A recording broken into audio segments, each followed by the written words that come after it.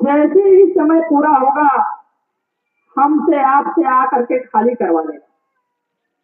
वो ये नहीं देखेगा कि आप घर में हो, कि बाजार में हो, कि ट्रेन में हो, कि बस में हो, कि कहीं दुकान में हो, कुछ नहीं। जहां समय पूरा होगा तुरंत आ करके और हमारे आपके सामने खड़ा हो और कहेगा चलो निकलो, आपका समय पूरा हो गया। गुरु महाराज ने बताया, अरे बच्चों, जैसे आप कोई घर किराए पर ले लेते, किराए पर मकान ले लिए, लेकिन मकान का मालिक कोई और है और वो हमको आपको 11 महीने का एग्रीमेंट बना करके देता और कहता इतना दिन के बाद आप ये घर खाली कर देना। 11 महीने का एग्रीमेंट बनवा लेते हैं, लेकिन हर महीने तारीख टाइम टू टाइम भाड़ा देते रहते हैं। ठीक उसी प्रकार से गुरु महाराज ने बताया, ये मनुष्य शरीर जिसने दिया है, इसका मकान का मालिक कोई और है और वो ऊपर बैठा हुआ और बैठ करके इंतजार कर रहा है। जैसे ही समय पूरा होगा हमसे आपसे आकर के खाली करा लेगा।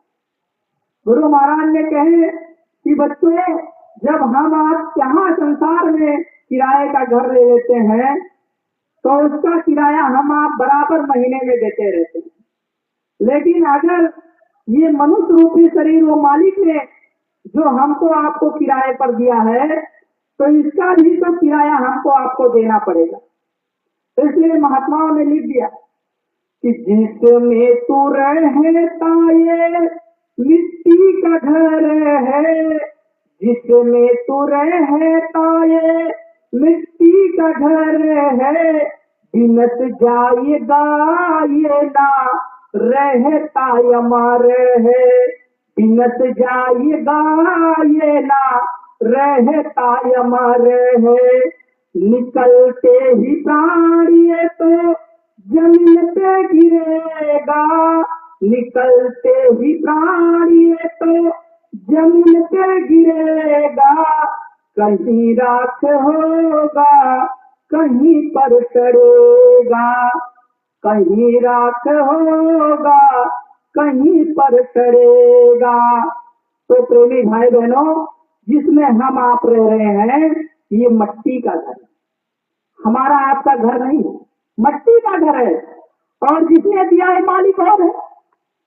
और ये एक दिन हमसे आपसे जब खाली करा देगा, इस शरीर से जब जीवात्मा निकल जाएगी तो लोग ले जाएंगे और शमशान भूमि पे 2-4 लकड़ियां इकट्ठा करके और उसे जला करके राख कर देंगे।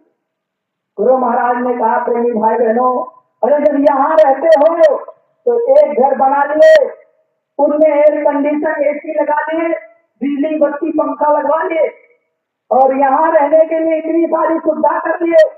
एक घर हो गया, कहते हो चलो एक घर और हो गए, दूसरा भी फ्लैट ले लिए, तीसरा भी फ्लैट ले लिए और चौथे का नंबर रहता है। कहते भाई 4 बेटे 4 की व्यवस्था, 4-5 की व्यवस्था कर लेते हैं। लेकिन गुरु महाराज ने कहा, अरे कितने दिन तक करोगे, कितने दिन तक करोगे? अरे वास्तव में जिंदगी इस समय से मिली हुई है केवल 100 साल।